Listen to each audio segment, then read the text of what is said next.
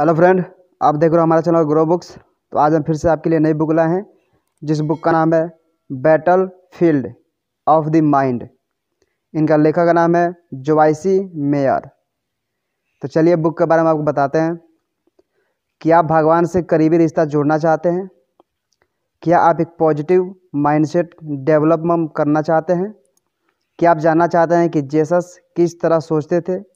ये बुक सिर्फ आपको ये समझाने में मदद नहीं करेगी कि आप अपनी ज़िंदगी कैसे जी रहे हैं, बल्कि ये आपके मन में बैठे शैतान को हराने में भी मदद करेगी।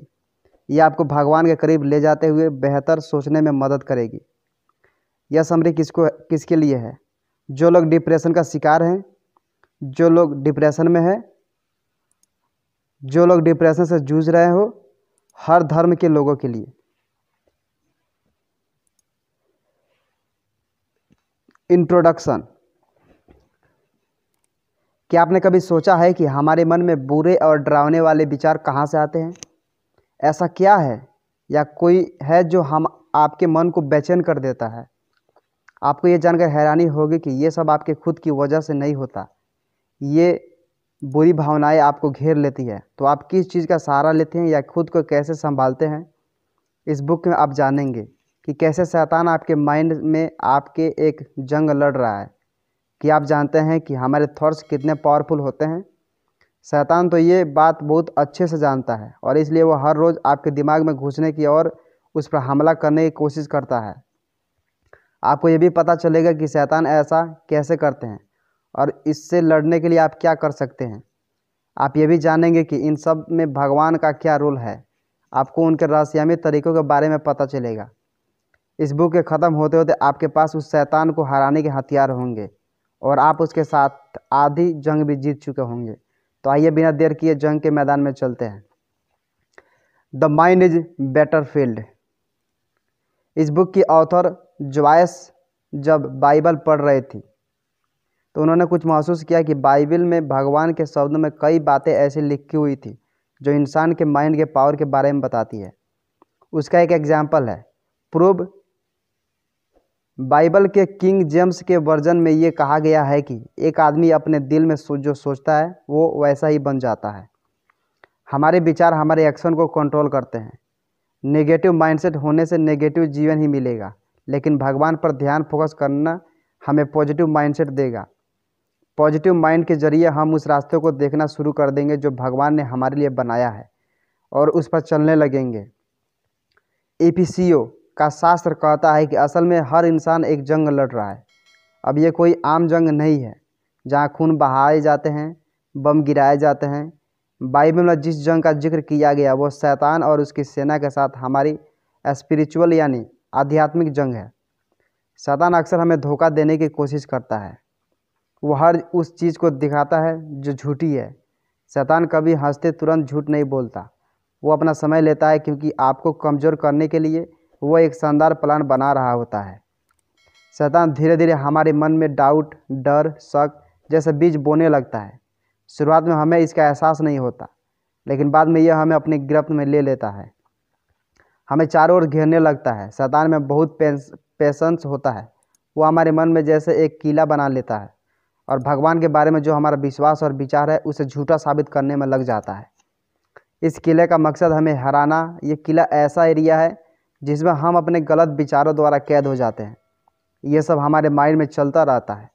मन इसके जंग का मैदान बन जाता है। आइए इसे एक कहानी के से समझते हैं, जहां आप देख पाएंगे कि मार्था और जॉस के दुखी शादीशुदा ज़िंदगी में मन की लड़ाई कैसे होती है।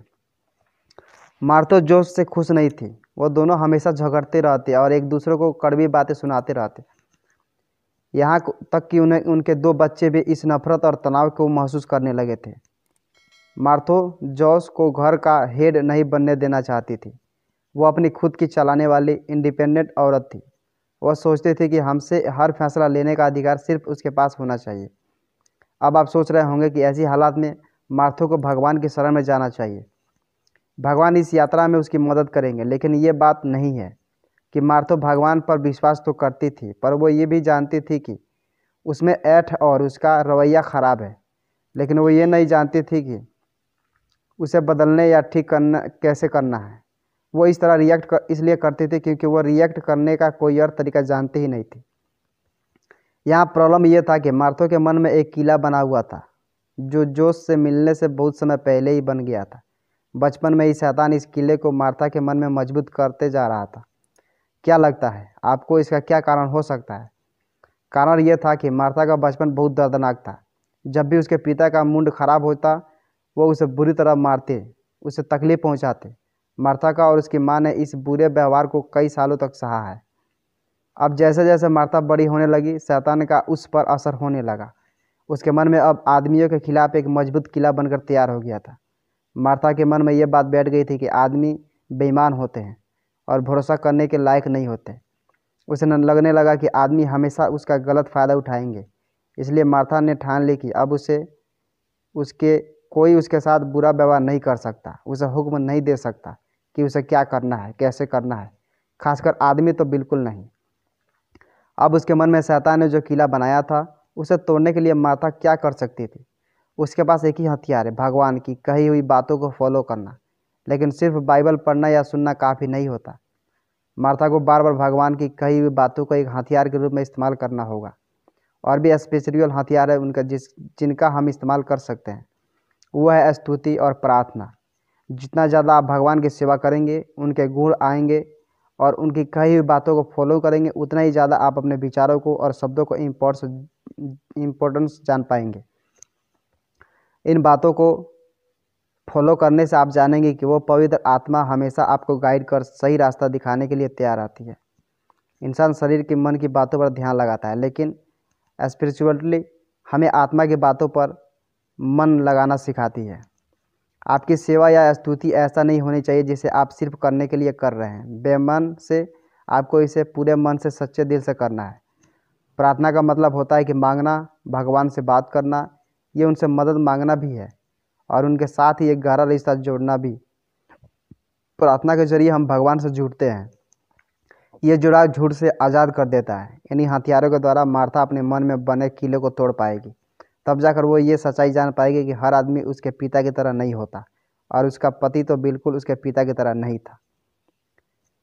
Battlefield of the mind, A विचल necessity. हमारे विचार में बहुत शक्ति होती है, इसलिए हमें बहुत सावधान रहना चाहिए कि हम अपने मन में किस तरह के विचार रखते हैं। तो सोचने का सही तरीका क्या है? सही तरीका जब हमारी सोच भगवान की कही हुई बातों के सामने समान हो जाती है या उनसे मेल खाने लगती है। आर्थर इस बात पर जोर देकर कहते हैं कि अगर आपका माइंड नेगेटिव है तो आप कभी एक पॉजिटिव ज़िंदगी नहीं जी सकते। रोमन्स 2 अलग अलग माइंड के बारे में बताते हैं। पहला जो हमारे शरीर का दिमाग होता है और दूसरा जो हमारी आत्मा का दिमाग होता है। शरीर का दिमाग उन विचारों के बारे में बताता है जो गलत है। ये उन नेगेटिव विचारों के बारे में बताता है जो हमारे मन में आते हैं। उसे इसलिए मांस का दिमाग कहा जाता है क्योंकि हम अपने लिए बुरी और अपवित्र चीज़ें करते हैं। हम अपने शरीर की इच्छाओं को पूरा करने लगते हैं, भले ही वह भगवान की कही हुई बातों के खिलाफ ही क्यों ना जाता हो। ये मांस का दिमाग हमें पॉजिटिव जीवन जीने से रोक देता है, जबकि आत्मा के दिमाग की सुनना ज़्यादा ज़रूरी है क्योंकि ये भगवान की तरह सोचना जैसा है, जिससे पवित्र आत्मा संतुष्ट हो जाती है। मान लीजिए कि आपको अपने बैंक से कॉल आती है कि आपको अपने अकाउंट से $850 ज़्यादा निकाल लिए हैं। इसे सुनकर आप बहुत हैरान और शर्मिंदा हो जाते हैं। आपको याद आता है कि शायद इस महीने आप अपने अकाउंट में पैसे जमा करना भूल गए। आप जल्दी से बैंक पहुंचकर पैसे जमा करते हैं। इस मुद्दे को तुरंत हल करने से आगे और मुश्किलें खड़ी नहीं होगी। इस तरह ऑथर सलाह देते हैं कि आप अपने मन को भी नया बनाएं। अगर आप सालों से गलत ढंग से सोच रहे हैं तो आपका जीवन अनऑर्गेनाइज्ड बनकर रह जाएगा। एक बात हमेशा याद रखिए कि आपका जीवन जब तक ऑर्गेनाइज्ड नहीं बन सकता जब तक आपका मन ऑर्गेनाइज्ड नहीं बनेगा।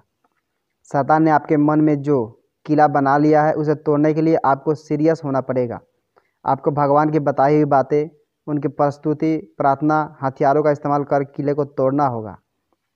अपने मन का पॉजिटिव बनाने के लिए भगवान से मदद मांगे। पवित्र आत्मा आपकी मदद करेगी।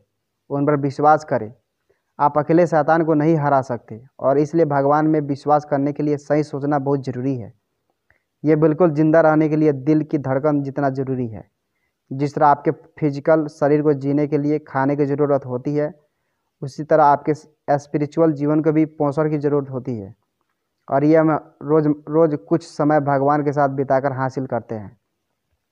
बाइबल कहती है कि एक पेड़ अपने फलों से ही जाना जाता है। हमारे जीवन का भी यही सच है। विचारों में फल लगते हैं। अच्छे विचार हमारी ज़िंदगी में अच्छे फल लाते हैं, और बुरे विचार, एक अच्छा इंसान कभी दूसरे के बारे में बुरा नहीं सोचता। उसी तरह एक दुष्ट इंसान के विचार कभी अच्छे नहीं होते।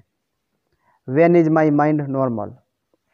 भगवान में विश्वास करने वाले के माइंड क्या टेस्ट होती है, क्या स्टेट होनी चाहिए? इन सवालों में गोता लगाने से पहले आपको इस प्रिंसिपल के बारे में पता होना चाहिए कि मन आत्मा की मदद करता है। जब कोई इंसान भगवान का अपने जीवन में स्वागत करता है तो पवित्र आत्मा उस इंसान में रहना शुरू कर देती है। बाइबल के अनुसार ये पवित्र आत्मा भगवान के मन में भी बसती है, इसलिए आत्मा हमें भगवान को ज्ञान को पाने में मदद करती है। ये आत्मा हम सब और भगवान के साथ जुड़ी हुई है। जब आत्मा हमें भगवान का ज्ञान देती है तो हमें सच्चाई का पता चलता है। हालांकि आत्मा हमें ज्ञान देना चाहती है, लेकिन वो हमेशा कामयाब नहीं हो पाती। इसका कारण यह है कि हम इतने बिजी हो गए हैं कि हमारा मन उन बातों पर ध्यान नहीं देता या उसे याद नहीं रखता जो आत्मा हमें बताती है। एक मन जो हमेशा बिजी रहता है वो अब नॉर्मल मन होता है। एक नॉर्मल माइंड तब होता है जब वो आत्मा की बातों को सुनता है। ऐसा मन शांत और रिलैक्स होता है। एक नॉर्मल मन के अंदर डर, चिंता या बेचैनी जैसी नेगेटिव भावनाएं नहीं आती। जॉयस ने अपने जीवन में हमेशा भगवान से ज्ञान मांगी है, लेकिन वो ये समझ ही नहीं पाई कि उसके अंदर जो आत्मा बैठी है वो तो उसे कब से वहीं दे रही है। और जो भगवान से मांग रही थी वो अपने आत्मा की आवाज़ इसलिए नहीं सुन पाई क्योंकि उसका मन इतना बिजी था, वहाँ इतनी उथल पुथल मची हुई थी। मान लीजिए एक कमरे में दो लोग हैं। पहला आदमी दूसरे के कान में कुछ फुसफुसाने की कोशिश कर रहा है, लेकिन दूसरा आदमी इसे सुन नहीं पा रहा है क्योंकि कमरे में बहुत शोर हो रहा था। बिल्कुल ऐसा ही होता है जब आत्मा और परमात्मा हमसे बात करने की कोशिश करते हैं। आत्मा बहुत कोमल होती है, उसकी आवाज़ धीमी होती है, इसलिए हमें अपने मन को जितना संभव हो सके उतना शांत बनाना चाहिए ताकि हम ये सुन सके कि आत्मा हमसे क्या कहना चाहती है। शैतान जानता है कि आपका मन और आत्मा साथ मिलकर काम कर रहे हैं। वो इस पर रोक लगाने के लिए आपके मन में एक जंग छेड़ देता है। वो आपके मन में लगातार डर और चिंता के बीज बोता जाता है। आप जितने अपने विचारों के बारे में सोचते हैं आपके मन उतना ही थकने लगता है। इस थकने की वजह से वो आत्मा की धीमी आवाज़ को सुन नहीं पाती। इसलिए नॉर्मल माइंड वो होता है जिसमें शांति है और जो थका हुआ नहीं है। The mind of Christ. अब आपको ये कैसे पता चलेगा कि आपके विचार सही है या नहीं? ये चैप्टर हम बताएंगे कि जब जेसस धरती पर थे तो वह कैसे सोचते थे। जेसस के विचारों पर एक नज़र डालने से आपके लिए उनके नक्शे कदम पर चलना आसान हो जाएगा। आप सोच रहे होंगे कि ये तो नामुमकिन है, जेसस की तरह सोचना तो बिल्कुल संभव नहीं है। तो वो तो परफेक्ट थे, लेकिन भगवान ने हमें उन लाखों आशीर्वाद से भी ऊपर एक आशीर्वाद दिया है। जन्म के वक्त हमें एक नया स्वभाव दिया गया था। ये भगवान का स्वभाव है। बाइबल का कहना है कि भगवान की बातों को फॉलो करना और उनके बताए रास्ते पर चलने से हमें कई चीज़ें मिलेगी, जैसे उनकी आत्मा, एक नया दिल और एक नया दिमाग। अब इसका क्या मतलब है? रोमन्स में कहा गया है कि मांस का मन आपको एक बुरे अंत तक ले जाता है और आत्मा का मन जीवन की ओर ले जाता है। जैसे मन बनाने के लिए ज़िंदगी और मौत के बीच के फ़र्क को जानना ही अपने आप में एक बहुत बड़ी जीत है। मान लीजिए एक आदमी ने आपके साथ कुछ बुरा किया। जैसे ही आप उसके बारे में सोचते हैं आपका गुस्सा तेज़ हो जाता है। आप खुद से कहते रहते हैं कि आप उस आदमी से कितनी नफरत करते हैं। अगर आपका मन आत्मा का मन होगा तो आप ऐसे बुरे विचारों के मन में आने ही नहीं देंगे, क्योंकि जब आप गौर से देखेंगे तो आपको पता चलेगा कि आप कितनी नफरत से भर गए हैं। इससे आप परेशान होंगे, बेचैन होंगे और आपका सिर भी दर्द कर सकता है। दूसरी ओर आत्मा का मन आपको यही बताएगा कि आपको ज़िंदगी में कितनी चीज़ें मिली है, आप कितने भाग्यशाली हैं। जैसी सोच रखने का एक तरीका है पॉजिटिव विचार बनाए रखना, क्योंकि आपका मन बहुत पावरफुल होता है, इसलिए इसे सिर्फ पॉजिटिव विचारों से ही भरना चाहिए। इसे आप पॉजिटिव माइंडसेट और नज़रिया बनाकर अचीव कर सकते हैं। जेसस का इसका परफेक्ट एग्जाम्पल है। उन्होंने धरती पर अपने समय के दौरान बहुत दुख झेला। लोगों ने उनसे झूठ बोला, उनके साथ धोखा किया और उन्हें अकेला छोड़ दिया। एक ऐसा भी वक्त था जब जेसस बिल्कुल अकेले पड़ गए थे और उनका मजाक उड़ाया जा रहा था। फिर भी उन्होंने पॉजिटिव नज़रिया बनाए रखा। वो हमेशा अपने आसपास के लोगों में, अपने फॉलोअर्स में जोश और जुनून भरकर उन्हें इनकरेज करते रहते थे। भगवान चाहते हैं कि हमेशा पॉजिटिव बने रहे। शैतान हमें दुखी करना और दबाना चाहते हैं। ऐसा वो नेगेटिव विचारों के साथ हमारे मन पर हमला करते हैं। अब आप डिप्रेशन से कैसे जूझते हैं? पहले यह जान लें कि डिप्रेशन का मेन कारण क्या है। संभावना है कि ये शैतान आपका दिमाग पर हमले की निशानी है। दूसरा, इस बात को स्वीकार कर ले कि डिप्रेशन हमारे अंदर जिंदगी चूसकर हमें बेजान कर देता है और हमें एक जिंदा लाश बना देती है। ये आप में डर भरकर आपको पावरलेस महसूस कराता है। जितने लंबे समय तक डिप्रेशन आपके साथ रहेगा, उतना ही आपके लिए इसे अपनी ज़िंदगी से दूर करना मुश्किल होता जाएगा। तीसरा, अपनी ज़िंदगी के अच्छे समय को याद करें। अपनी ज़िंदगी के अच्छे पलों के बारे में सोचने से आपकी उम्मीद मिलेगी। डिप्रेशन आपके साथ जो अंधेरा लेकर आता है, ये उसमें बिल्कुल एक दिए की रोशनी की तरह काम करेगा, जो आपके उदास मन में उजाला फैला देगा। पॉजिटिव यादें शैतान को हराने के लिए कुछ आइडिया भी दे जाती है। चौथा, बुरे वक्त में अपने स्पिरिचुअल हथियारों का इस्तेमाल करें। याद रखें कि भगवान की प्रार्थना और स्तुति आपके हथियार है। अपने हाथों को ऊपर उठाएं और भगवान से प्रार्थना करें। ज़्यादातर लोग उदास इसलिए हो जाते हैं क्योंकि उन्हें जो चाहिए उसकी तलाश वो गलत जगहों पर करते हैं। उन्हें सिर्फ भगवान की ज़रूरत है। उनसे बात करने से उन्हें रास्ता दिखाई जरूर देगा। विल्डरनेस मेंटाली, मेरा व्यवहार गलत हो सकता है लेकिन यह मेरी गलती नहीं। बाइबल में बताया गया है कि इसराइलियों पर जंगल की मानसिकता हावी हो गई थी। उन्होंने जंगल में 40 साल बिता दिए, जबकि उनका सफ़र 11 दिन में ख़त्म हो जाता। जंगल की मानसिकता का मतलब बेकार में इधर उधर भटकना, जो हमें आगे बढ़ना या प्रोग्रेस करने नहीं देता। जोआस ने महसूस किया कि यही मानसिकता हम सभी में मौजूद है। यहाँ उनके कहने का मतलब है कि हम किसी भी सिचुएशन में इतने लंबे समय तक अटक कर रह जाते हैं कि आगे ही नहीं बढ़ पाते। हमें कुछ अचीव करने में सालों लग जाते हैं, जबकि हम उसे बहुत कम समय में हासिल कर सकते थे। इस तरह की मानसिकता होना गलत है। यह हमें खुद को इम्प्रूव करने से रोकती है। दूसरी और सही मानसिकता हमें बेहतर बनाती है। कोलोसियंस का एक पैसेज में हमें सिखाता है कि हमें एक परमानेंट राइट माइंडसेट रखना चाहिए। यह हमें उस रास्ते पर ले जाता है जो भगवान ने हमारे लिए बनाया है। इस तरह की मानसिकता जो काफ़ी लोगों में कॉमन है, वो है अपने एक्शन की कोई जिम्मेदारी नहीं लेना। ये समय की शुरुआत से ही चला आ रहा है। जब भगवान ने एडम और एवी से सवाल किया था कि उन्होंने वो फल क्यों खाया जिसे खाना मना था, तो वो दोनों एक दूसरे की ही दोषी बताने लगे। उन्होंने शैतान को भी दोषी ठहराया। उन दोनों ने अपनी गलती नहीं मानी। जॉयस कहती है कि हर एक वक्त था जब उनकी भी यही मानसिकता हुआ करती थी। उन्होंने इसे खुद में और अपने पति डेव में देखा था। उस वक्त जॉयस ने प्रार्थना करती थी कि उनके पति बदल जाए। जब उन्होंने बाइबल पढ़ना और प्रार्थना करना शुरू किया तो उनकी आत्मा ने कहा कि उनके पति में नहीं दोष खुद उनमें था कि किसी को ये स्वीकार करना पसंद नहीं है कि वो गलत है। लेकिन जॉयस ने इस बात को हल्के में नहीं लिया। 3 दिनों तक वो बहुत रोई। भगवान ने जॉयस को ये दिखा दिया था कि उनके साथ रहना कितना मुश्किल था। उन्होंने खुद देखा कि वो कितना कंट्रोल करती थी, कितना डिमांड करती थी और लगभग हर चीज़ के लिए शिकायत करती रहती थी। ये महसूस होने के बाद उन्होंने खुद पर काम करना शुरू किया। अक्सर आप सेम प्रॉब्लम को सॉल्व करने में अटके रहते हैं क्योंकि आप खुद को बदलने पर विचार ही नहीं करते। आपके मन में अनगिनत अगर काश जैसे शब्द चलते रहते हैं जिनमें आप चाहते हैं कि दूसरे बदले, लेकिन आप नहीं बदलना चाहते। आपके मन में ख्याल आता है कि अगर मेरे पेरेंट्स ने थोड़ी और मेहनत की होती तो मुझे ज़्यादा अच्छे यूनिवर्सिटी में एडमिशन मिलता। अगर मेरे पति ज़्यादा सपोर्टिव होते तो वो मैं जॉब कर सकती थी। अगर मेरे पास थोड़े ज़्यादा पैसे होते तो मैं ज़्यादा सुंदर घर खरीद सकती।